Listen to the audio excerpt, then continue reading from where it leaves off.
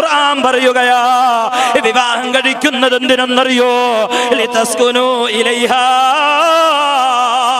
രാവിലെ മുതൽ വൈകുന്നേരം വരെ ജീവിതത്തിന്റെ രണ്ടറ്റം കൂട്ടിമുട്ടിക്കാൻ വേണ്ടി പെടാപ്പാട് വെട്ടുകൊണ്ട് വീടിന്റെ പരിസരങ്ങളിലോ നാടിന്റെ പരിസരത്തുള്ള ടൗണുകളിലോ അതല്ലെങ്കിൽ വിദേശ രാജ്യങ്ങളിലോ പോയി പെടാപ്പാട് വെട്ടുകൊണ്ട് വൈകുന്നേരം വീട്ടിലേക്ക് കടന്നു വരുമ്പോ നിന്റെ പ്രിയപ്പെട്ട ഭാര്യയുണ്ടല്ലോ, ആ ഭാര്യയുടെ മുഖത്തേക്ക് നോക്കുമ്പോ നിനക്ക് സമാധാനമുണ്ടാകണമെന്ന് അള്ളാഹുവിന്റെ വിശുദ്ധ ഖുർആൻ.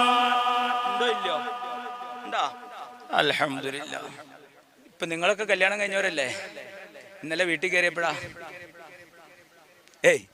ഇന്നലെ നിങ്ങൾ വീട്ടിൽ കയറിയപ്പോഴാ അന്നാന്റെ ഖുർആനാ പറഞ്ഞ സഹോദര.